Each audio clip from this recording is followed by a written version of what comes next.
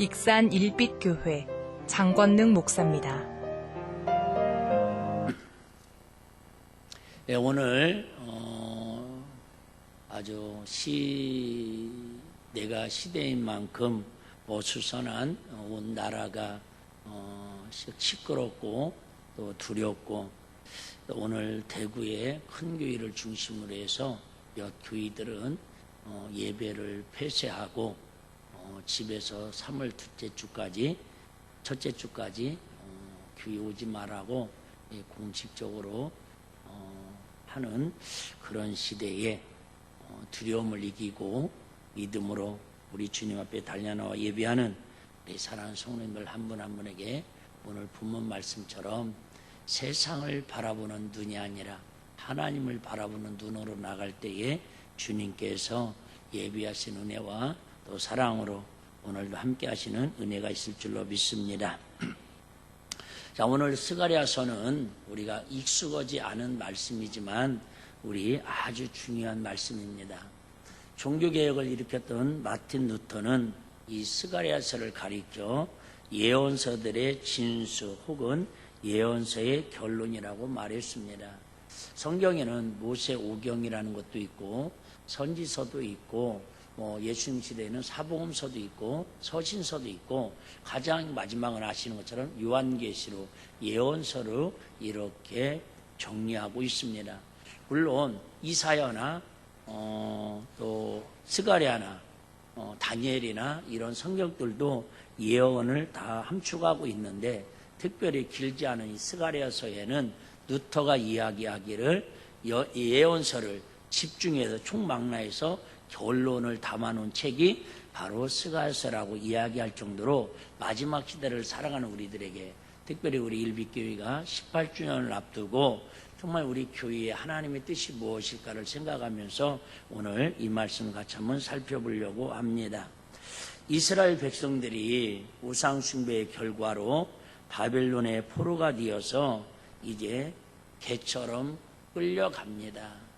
그러면서 끌려가면서 하나님 앞에 회개를 합니다. 하나님, 예배 드릴 수 있을 때 예배 잘 드릴 걸, 하나님을 섬길 때 온전히 하나님만 섬길 걸, 왜 우리가 이방신을 섬기고 예배 드릴 수 있는 환경에서 예배의 소중성을 모르고 이렇게 살아왔는가, 거짓 선지자들을 섬겼는가, 아주 개처럼 바벨론으로 끌려가면서 통곡하고 회개하며 하나님의 은혜를 구합니다. 그래서 이제 바벨론으로 끌려가 가지고 70년 동안, 무려 70년 동안 노예로 머슴으로 정말 개고생 그런 고생을 할 수가 없습니다. 그러면서도 하나님 앞에 간절히 기도합니다. 하나님, 우리 하나님을 섬겨야 할 민족인데 하나님을 제대로 섬기지 못해서 우리 나라도 망해버리고 성전도 무너지고 우리도 이렇게 비참해졌는데 하나님, 우리 마음에 소원이 있습니다 하고 통곡하며 울부짖으며 기도를 하고 회개를 합니다. 그러다가 어느덧 70년의 세월이 지났습니다. 하나님 앞에 이 기도가, 회개가 상달되니까 그때는 이제 페르시아를 다스렸던 고레스라는 왕이 하나님의 은혜를 주셔가지고 선지자들에게 묻습니다. 너희들이 정말로 포로로 끌려왔음에도 불구하고 이렇게 나라의 본이 되고 정말 많은 인재들이, 그때 끌려갔던 사람들이 아시는 것처럼 다니엘이나 에스더나 모르드게 이런 사람들입니다. 아시는 것처럼 다니엘 같은 경우는 포로로 끌려갔는데 불구하고 수십 년 동안 그 나라의 국무총리로 쓰임받을 정도로 하나님이 지혜를 주고 그 나라의 유익이 되니까 너희들 소원이 뭐냐고 묻습니다. 그랬더니 우리의 소원은 잘 먹고 잘 살고 대접받고 자유를 누리는 게 아니라 우리의 가슴의 평생 소원은 우리 본국에 돌아가서, 유대 땅에 돌아가서 예루살렘에다가 성전을 다시 재건하는 게 우리의 평생의 소원이고 꿈입니다. 근데 하나님의 은혜를 주셔갖고 이 고레스 왕의 믿지 않는 왕의 마음을 녹이셔가지고, 그래, 그러면 너희 나라로 가서 나라에 가서 성전을, 그토록 원하는 성전을 건축을 해라. 그래서 학개 선지자와 스가랴 선지자를 중심으로 이 지금으로부터 2500년 전에 감사하면서 찬양하면서 하나님의 성전에 유대 그죠 예루살렘으로 돌아옵니다. 그때 가장 앞장서서 인도했던 사람이 누구냐면 지도자격 스룹바벨이라고 하는 사람입니다. 그래서 이제 와서 성전을 건축을 합니다. 열심히 성전을 건축하면서 너무너무 그동안 교회를 소홀하게 여겼던 거, 예배를 소홀히 여겼던 거, 하나님을 온전히 섬기지 못한 걸 막 회개하면서 하나님의 마음과 눈과 귀가 있는 솔로몬 성전 때 무너졌던 이 성전을 다시 복원을 합니다. 앞장서는 사람이 스룹바벨이라고 그래서 성전 이름을 스룹바벨 성전이라고 이름을 짓습니다.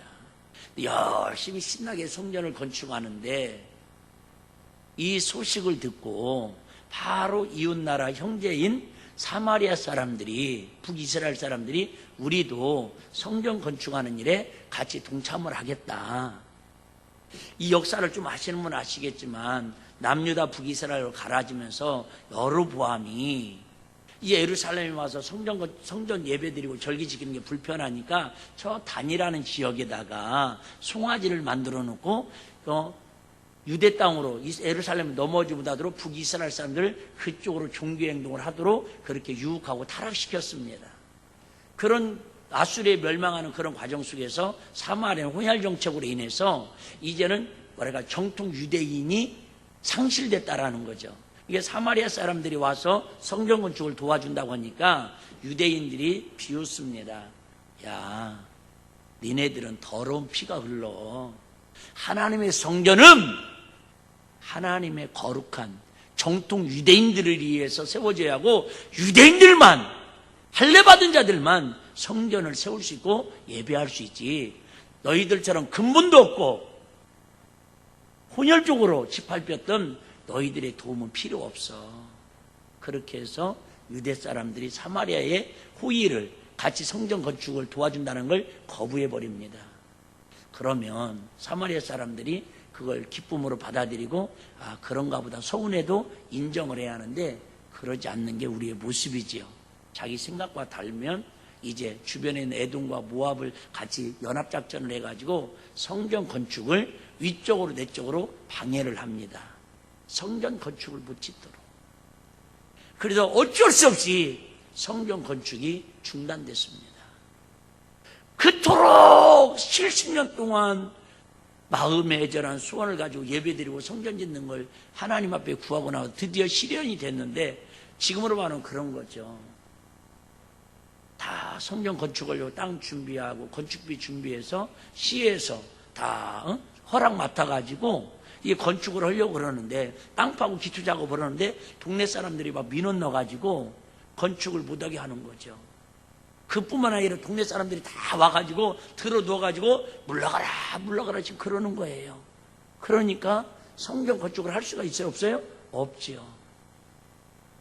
너무 답답하고 힘들다가 이 백성들이 이건 하나님의 뜻이 아닌가 보다, 성전 건축하는 건 하나님 뜻이 아닌가 보다 해가지고 그 건축에 그렇게 열심히 했던, 하나님을 성전을 짓는 데 애썼던 사람들이 다 집으로 돌아갑니다. 자기 집을 짓고 이제는 위부에서 쳐들어오는 전쟁의 위협에서 우리가 방어하고 이기기 위해서 성을 쌓자고 자기 집을 짓고 성을 쌓는 일에 몰두를 합니다. 그럴 때에 하나님께서 스가랴라고 하는 선지자에게 오늘 본문의 5번째 꿈에 나타나서 환상을 보여줍니다. 천사가 가로디 1절 한번 보실래요? 천사가 가로디 뭐라고 얘기합니까?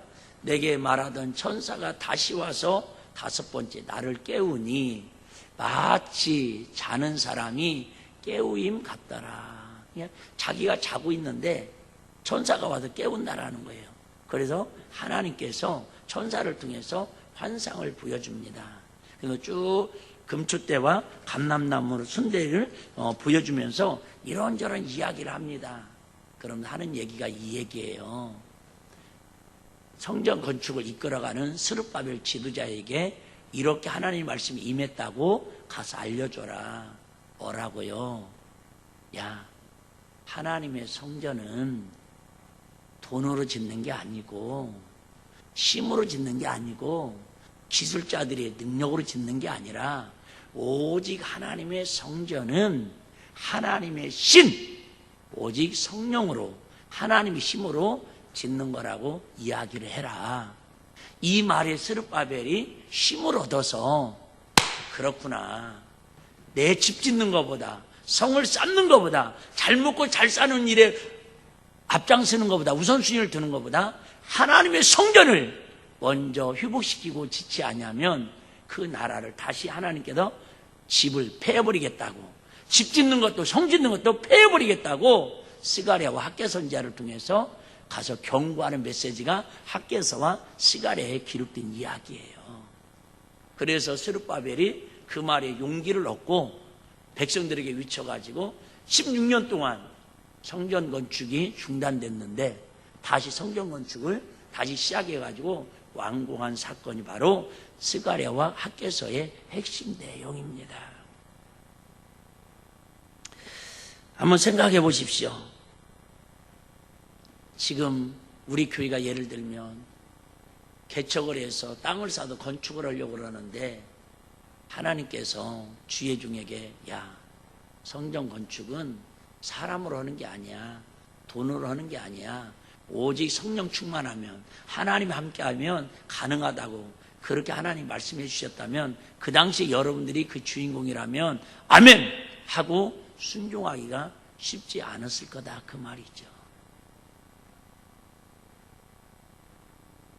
인간적인 생각이 들겠죠. 땅도 사야지요, 건축할 수 있는 건축비도 있어야 하지요, 일꾼도 있어야지요, 개척 구성원도 있어야지요. 이런저런 핑계들을 댈 겁니다. 더군다나 주변에서 많은 유압과 어려움들이 밀려옵니다. 가능하면 2부 때는 설교가 유튜브에 올라가기 때문에 제가 조심하고 1부 때는 좀 그래도 과격하게 하나님이 저에게 주신 영감을 좀 이렇게 전하는데 2부 때는 그런 거 있잖아요. 우리는 다시 한번 말씀드리지만 한 손에는 신문, 한 손에는 성경이라는 말씀처럼 우리는 당연히 세상의 법도 세상의 어떤 룰도 따라가면서 우리가 살아야 합니다. 근데 우리는 세상으로 것만 살면 우리 믿음 생활, 영적 생활은 아니다 그 말이죠. 지휘사도 우리 영적 사람들이라면, 믿는 사람들이라면 믿음 안에서 세상을 볼 수 있는 분별력과 영적 통찰력은 있어야 하지 않냐 그 말이죠. 그런데 강단에서 제가 잘못 말하면 영적으로는 이해를 하는데 불수 다수층 사람들이 믿음이 없거나 영적이 깊지 못하고 자기 기준을 가지고 정죄하고 판단하면 도리어 하나님의 영광이 가려지고 제가 전하려 했던 메시지를 이상하게 곡해하고 해석할 수가 있어서 사실은 이 방송이라는 게 한계가 있음을 제가 조심스러워한다 그 말이에요. 근데 분명한 것은 제가 요즘 하나님께 기도하는데 일제시대 때보다 6.25 사변 때보다 지금 이 시대가 교회가 무너지는, 하나님의 영광이 가리워지는 가장 위험한 때를 한국교회는 맞이하고 있다고 주님은 저에게 스가랴 선지자에게 나타나신 것처럼 저에게 기도의 제목을 계속 들려주고 계십니다. 코로나인지 바로난지 이것이 무엇인데 도대체 일제시대 때 교회 앞에서 칼을 차고요, 황제에게 묵상하고 절하지 않고 교회에 들어오거나 신사참배를 하지 않는 사람들은 아시면 그 자리에서 목을 베거나 잡아다가 감옥에 갇혀서 그들은 순교 현장으로 사라진 사람이 한둘이 아니었습니다.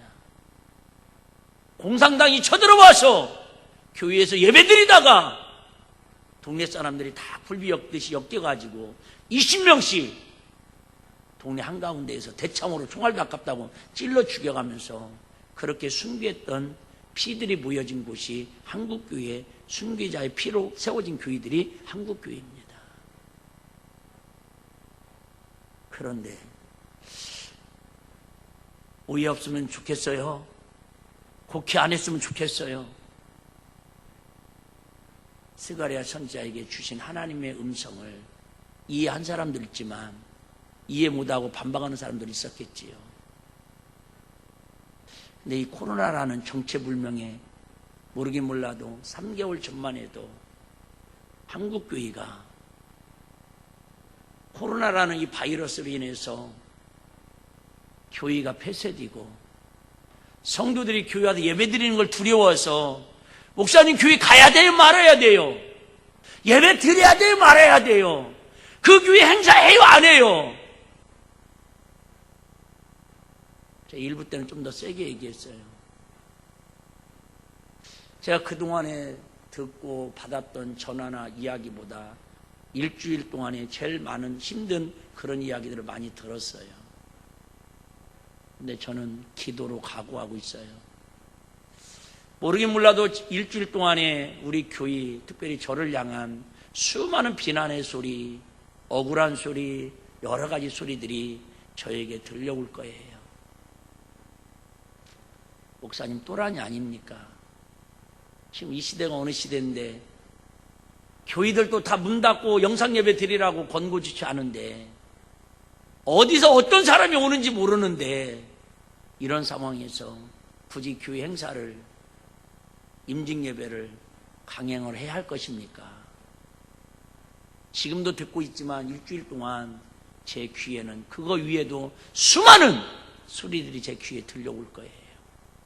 아마 모르긴 몰라도 내 묵기 가운데 가장 큰 위기의 일주일을 보내야 하지 않을까 그런 생각도 기도로 준비하고 하고 있습니다.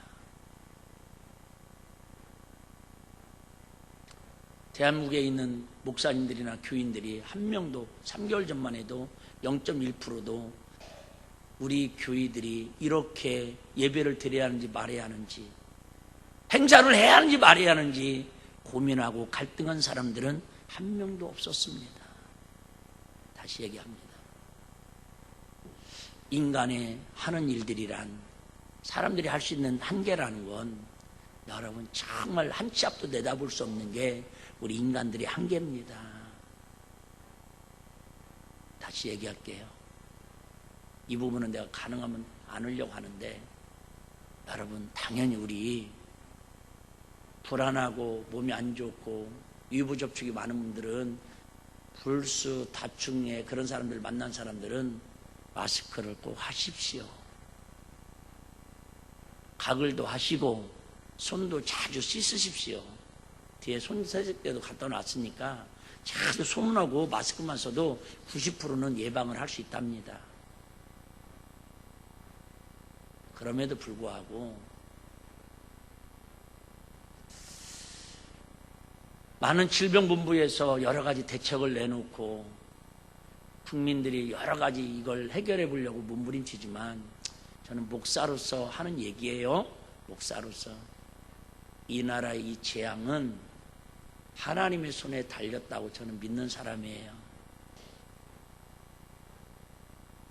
아무리 마귀가 영적으로 나라를 어지럽히고 교회를 어지럽히려고 수많은 괴계를 다 쓰지만 하나님이 허락하지 않으면 참새 한 마리도 떨어지지 않는다고 성경 우리에게 말씀하고 있어요.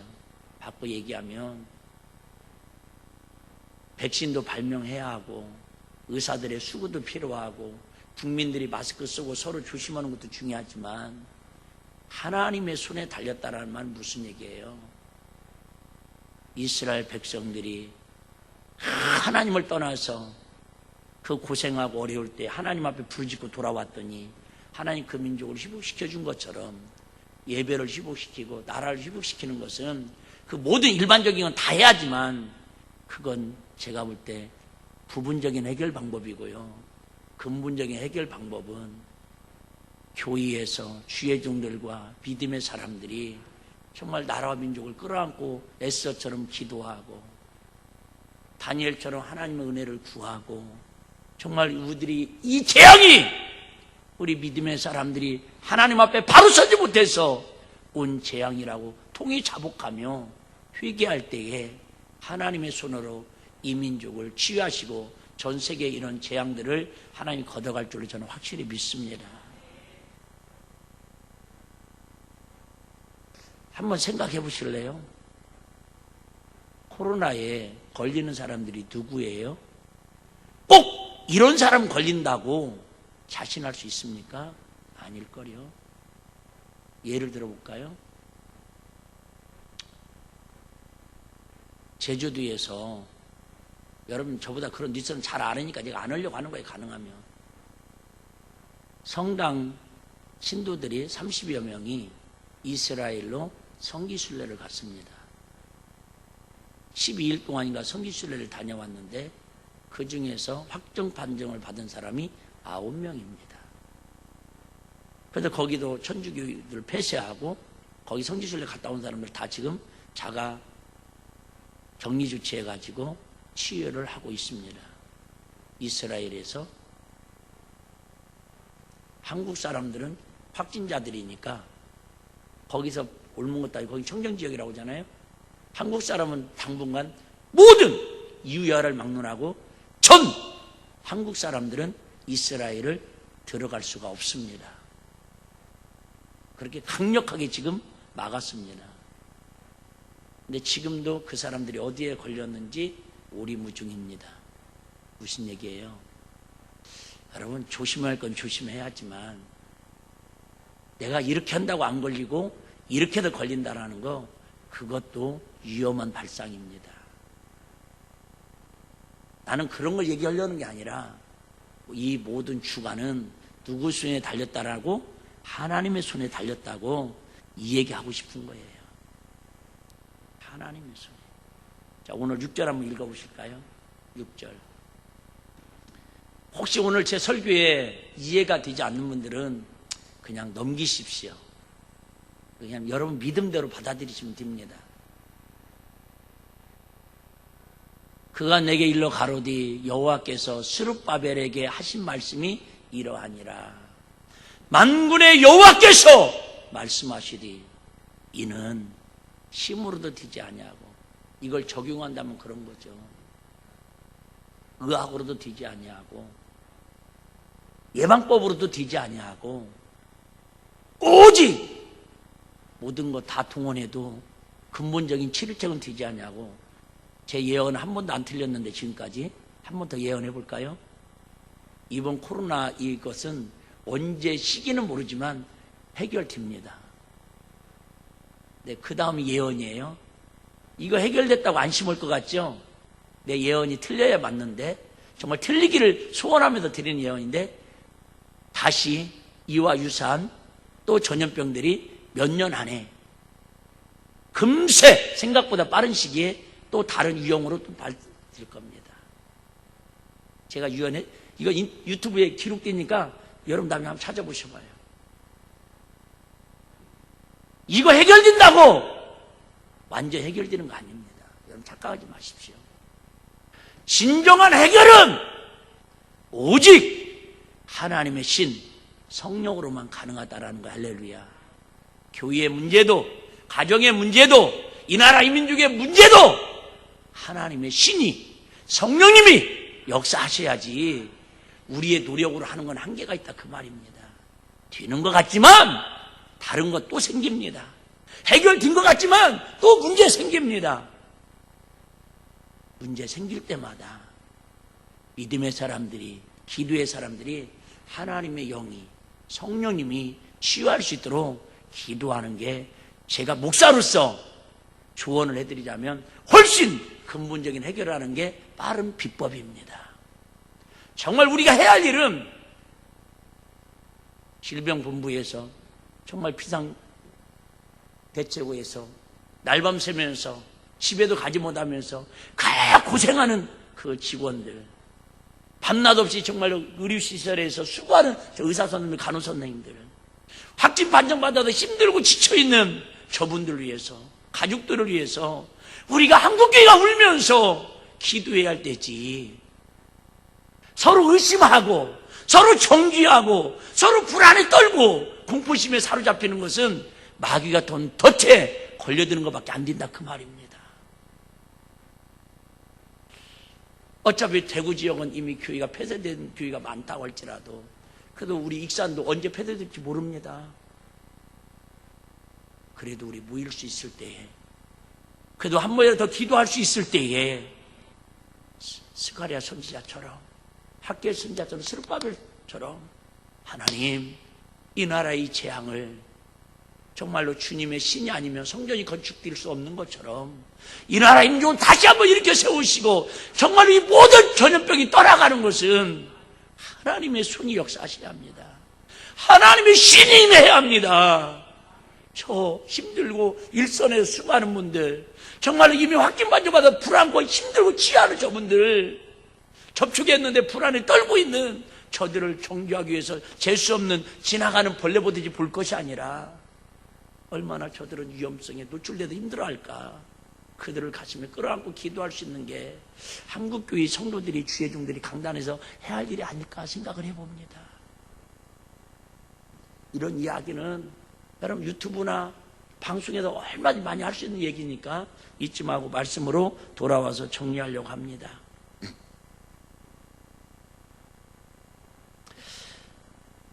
우리는 시대를 읽는 것도 중요하지만 시대 속에서 하나님의 뜻을 구하면서 사는 게 무엇보다 중요합니다. 이사야 43장 21절에도 하나님께서 교회를 세우신 목적, 저와 여러분을 구원하신 목적을 이렇게 이야기하고 있습니다. 이 백성은 내가 나를 위하여 지었나니. 하나님께서 하시는 말씀입니다. 이 백성은 하나님 자신을 위하여 지었나니 나를 찬송하게 하려 하심이니라. 그래요. 마귀는요 간단합니다.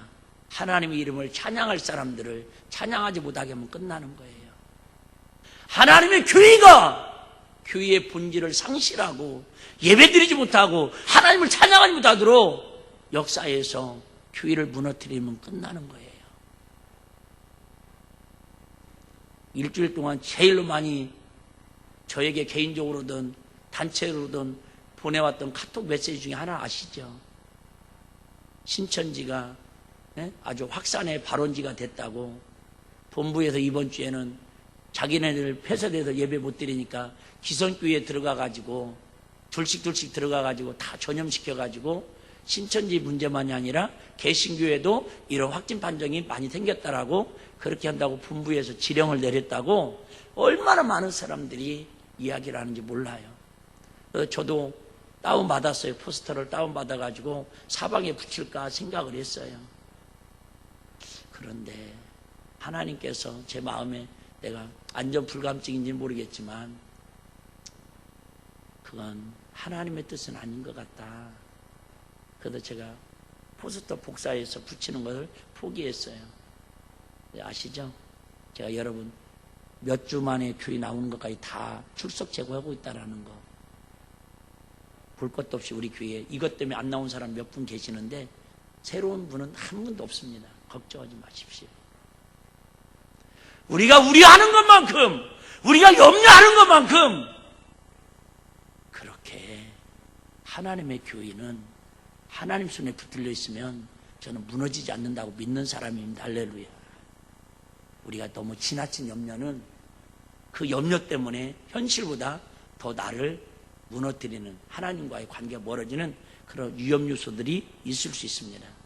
교회의 사명은, 저와 여러분의 사명은 하나님께 영광을 돌리는 거예요. 반대로 마귀는 어찌든지 이런 모든 걸 다 동원해왔고 시대의 모든 걸 다 동원해서 하나님 앞에만 나가지 말으라는 거예요. 하나님의 성전만 건축하지 말으라는 거예요. 하나님 앞에 온전한 예배라고 예배만 드리지 말으라는 거예요. 그래서 제가 얘기했죠. 6.25 사변 때보다, 일제시대 때보다 지금 한국교회가 가장 영적인 위기라고.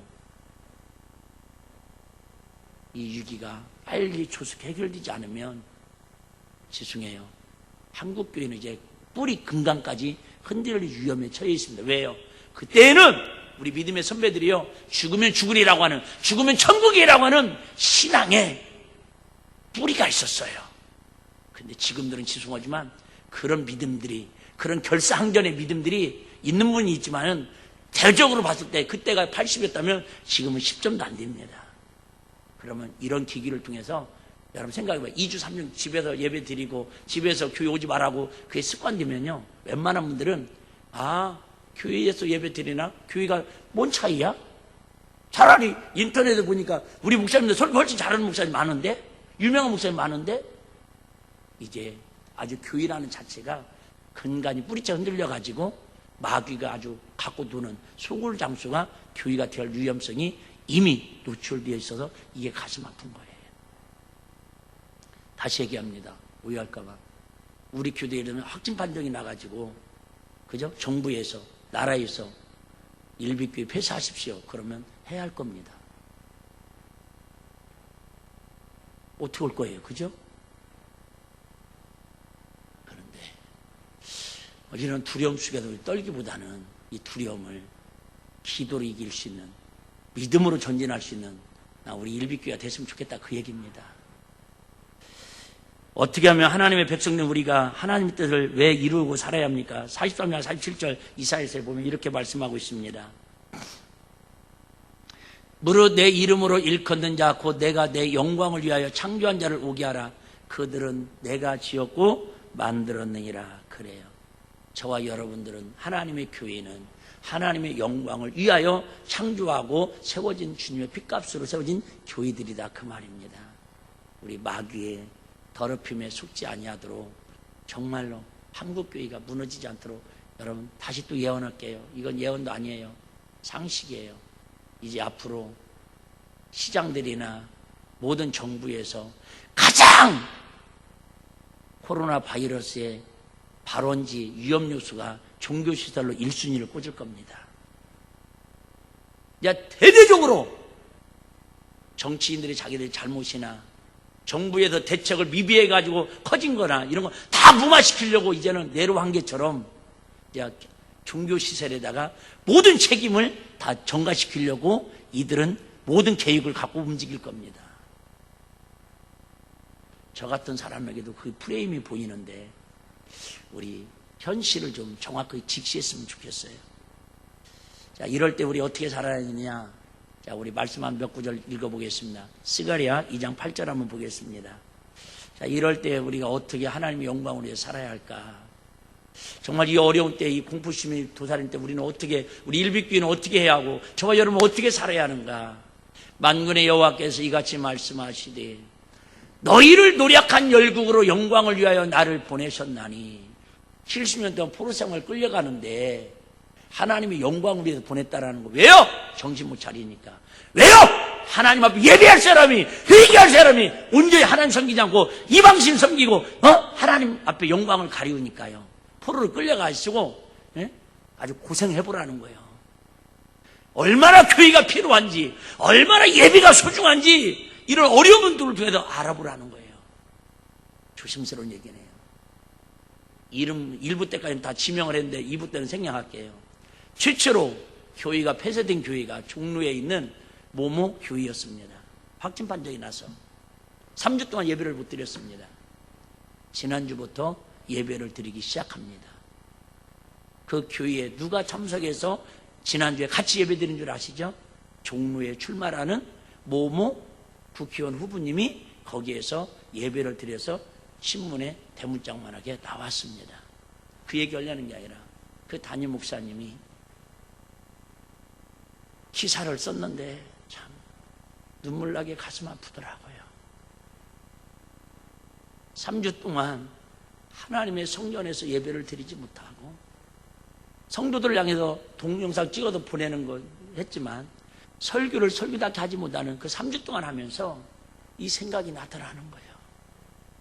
교회가 교회답지 못하니까, 예배가 예배답지 못하니까 하나님께서 이런 재앙을 통해서 교회 문을 닫는구나. 하나님의 교회가 교회답지 못하니까, 주의 동답지 못하니까 이런 재앙을 통해서 하나님의 교회를 닫는구나. 그래서 에서처럼 이스라엘 백성들처럼 다 회개하고 하나님 앞에 부르짖었더니 지난주부터 예배 드릴 수 있다고. 이 예배 드림이 얼마나 기쁨인지, 교회에서, 이 거룩한 교회에서 하나님을 마음껏 찬양할 수 있음이 얼마나 기쁘고 행복한지 새삼 깨닫게 되었다고. 여러분, 지금은 이 예배 드리는 게 얼마나 소중한지 모를 거예요. 얼마나 목사님이 저렇게 교회가 소중하다고, 예배가 소중하다고 지금 이렇게 피를 토하면서 위치지만 그게 얼마나 귀한지를 모르는 건 아직 영적인 사람은 아니라는 거죠. 너희를 노력한 열고로 영광을 위하여 나를 보내셨나니 무릇 너희를 범하는 자는, 무릇 하나님의 교회와 주의 종을 범하는 자는 하나님의 눈동자를 범하는 것이니라. 교회를 더럽히고 교회의 예배를 방해하는 건 하나님의 눈에다가 칼질하는 거라는 거예요. 바꿔 얘기할게요. 저와 여러분은 우리 일빛교회가 하나님 은혜로 18주년을 달려왔는데 앞으로 남은 생애 동안 우리 교회의 사명, 저와 여러분의 사명은 하나님의 눈동자 같은 교회 됐으면 좋겠어요. 할렐루야. 세상을 비추는 현미경이 아니라, 세포를 발견하는 현미경이 아니라, 몸의 아픔을 찍어내는 엑스레이 MRI가 아니라 영적으로 시대를 볼 수 있는, 영적으로 시대를 볼 수 있는 하나님의 눈동자가 되어가지고 똑같은 세상을 세상의 눈으로 보지 말고 육의 눈을 갖고 있지만 하나님의 눈동자, 여면 눈동자 우리 보셨잖아요. 하나님의 눈동자를 가지고 성도들을 바라보고 아픈 사람들을 바라보고 정말로 이 지역을 바라보고 세계 열방을 바라볼 수 있는 그런 교회, 그런 목회자, 그런 믿음의 성도들 우리 일빛가족들이 되면 얼마나 좋겠어요. 할렐루야. 우리 일빛교회 하나님 주신 은혜요, 우리 교회의 본질이요, 사명을 저는 여기서 찾고 싶습니다. 하나님, 이 시대에 세상에 빛을 비추는 어둠 정도가 아니라, 빛이 정도가 아니라 하나님의 눈동자가 되게 하여 주옵소서. 하나님의 눈동자 같은 교회의 역할을 감당하게 하여 주시옵소서. 우리가 보는 눈은 노아님은 안 보여요. 소경이 되면 안 보여요. 근데 하나님의 눈동자는 졸지도 않고 주무시지도 않고 여러분 심장 폐부까지도 감찰하시는 능력의 영안이 열리신 그 하나님 눈동자를 믿으시기를 바랍니다. 저와 여러분 꼭 기도하세요. 하나님, 이 나라 이 민족을 하나님의 눈동자로 바라볼 수 있는 주의 종들과 성도들이 일어나 이 민족을 아픔을 보면서 기도할 수 있는 긍휼히 여기는 기도의 사람들이 일어나게 하옵소서. 이게 교회가 해야 할 일이에요. 한 절 더 보겠습니다. 스가랴 9장 16절입니다. 이렇게 하나님의 뜻을 이루며 영광을 위해 사는 사람들은 하나님 이런 언약을 또 하고 계십니다. 이날에 그들의 하나님 여호와께서 그들을 자기 백성의 양떼같이 구원하시리니 그들의 면류관의 보석같이 여호와의 땅에 빛나리로다. 그래요. 나는 세상의 모든 흐름 속에 흘러가는 그런 교회가 아니라, 시대에 흘러가는 그런 성도들이 아니라, 아무리 시대가 어두워지고 두려움과 공포에 쌓여있지라도 우리는 하나님 나라의 왕관, 멸관을 바라보면서 하나님 나라의 왕관의 보석처럼 하나님의 땅에, 우리가 비록 이 땅에 몸을 입고 땅을 딛고 살아갈 수밖에 없고 멀멀 멀고 살 수밖에 없지만 이 하나님의 땅에 보석처럼 빛나는, 빛을 드러낼 수 있는 우리 일교회처럼, 교회 이름처럼 정말 이 시대를 어둠을 비출 수 있는, 어디로 갈까, 어떻게 살아야 할까 갈등하는 많은 사람들에게 생명의 빛으로 인도할 수 있는 그런 교회 됐으면 좋겠어요. 할렐루야. 그런데 내가 먼저 세상의 어둠 가운데 허우적거리고 그러니 마귀는 얼마나 좋아하겠어요. 제가 얘기하죠. 이렇게 얘기하면 목사님 안전불감증입니다. 목사님 시대를 혼자만 믿음 좋은 척 하시는 겁니까? 그런 물매 맞을 각오하고 제가 하는 얘기예요. 그분들의 신앙도 저는 존중합니다. 그분들의 믿음도 저는 존중합니다. 그렇지만 최소한의 성경적인 교회라면, 성경적인 하나님의 마음을 가진 성도들이라면 하나님의 눈동자를 가지고 시대의 아픔을 바라보고 어두움을 바라보면서 그들에게 빛이 되는 교회, 빛이 되는 성도가 될 것을 기도해야지. 그 더러움이, 어두움이 무섭다고 피해버리고 그 더러움이 더럽다고 피해버린다면 그 더러움은 누가 해결할 것이고 그 어두움은 누가 비춰줄 거냐 그 말이죠. 아까 내가 그런 얘기 한 거죠. 자기들은 감염될 위험이 노출되어 있는데도 불구하고 의사라는 이유 하나만으로, 공무원이라고는 질병대책본부라는 이유 하나만으로 그들은 그 사지에 들어가서 그렇게 간호사님들이나 병원 관계에서 수고하고 애쓰는 거 있잖아요. 세상에서 그런 분들을 그러다가 뭔 일 당하면 의사자라고 인정을 하는데, 정말 우리 믿음의 사람들이, 우리 교회 일빛교회가 이 시대에 어떤 교회가 되어야 할 것인지, 우리 한번 이런 사건들을 통해서 시대적인 상황을 보면서 저와 여러분들 다시 한번 생각해 보면서 고민하는 은혜가 있었으면 좋겠습니다. 결론입니다. 여러분, 교인은 교회의 사명을 감당해야 하고 성도는 곧 죽어도 성도입니다. 여러분, 소는 죽어도 소고기의 맛을 내고 돼지고기는 죽어도 돼지고기의 맛을 내준 것처럼 우리 예수 믿는 사람은 죽어도 예수 믿는 사람의 맛이 났으면 좋겠어요. 아무리 세상이 어렵고 힘들고 공포 가운데 떨고 있을지라도 교인은 교회의 맛이 났으면 좋겠어요. 정말 예수 믿는 사람들은 이럴 때에 같이 세상의 공포 속에 휘둘리지 마시고 예수 믿는, 죽어도 예수 믿는 맛을 내고 죽을 수 있는 그런 성도, 그런 목사, 그런 교회 된다면 하나님 우리 일빛교회를 세우신 목적이 달성되는 것이고, 우리 주님이 우리 교회를 바라보시면서도 그래, 스가랴 선지자에게 보여주셨던 것처럼, 학개 선지자에게 보여주셨던 것처럼, 야, 세상이 힘으로 등으로 되는 거 아니야. 하나님의 신이, 성령님이 개입하시면 아시잖아요. 베드로와 그 12 제자들은 예수님을 따라다니면서 3년 훈련 받았어요. 얼마나 이적과 기적과 표적을 많이 경험했어요. 무리를 건너 이적도 경험했어요. 그런데 그가 주는 그리스도 살아계신 하나님의 아들이라고 신앙 고백까지도 했어요. 근데 그가 온전히 이루어지지 못했잖아요.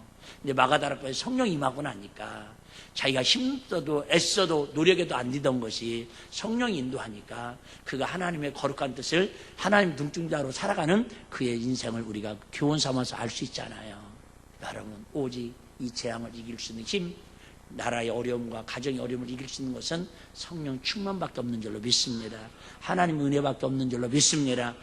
사람 정죄하고 판단하고 서로 비호하고 서로 정죄하고 두려워 떨지 마시고 조심할 건 조심하고, 우리 이럴수록 서로 그 사람을 위해서 한 번 더 기도해주고, 우리 서로 연약한 사람을 위해 한 번 더 기도해주고, 죄송해요, 말 같지 않은 말이지만 우리 신천지에 관련된 사람들도 구원의 대상이잖아요. 저것들이 그러지 말고 우리 저들까지도 우리 좀 폭넓게 중보기도는 해줄 수 있잖아요. 그들을, 그 교단을, 교리를 인정하자는 게 아니라 그 영혼들도 우리 대한민국 국민이고 하나님의 자녀들 자격이 있는 대상들이잖아요. 우리 그들까지도 좀 폭넓게 같이 욕하지 말고 끌어안고 기도할 수 있는 그런 우리 일빛교회 이 나라 이 민족이 되면 하나님 이 땅의 재앙이 하루빨리 멈춰질 줄로 믿습니다.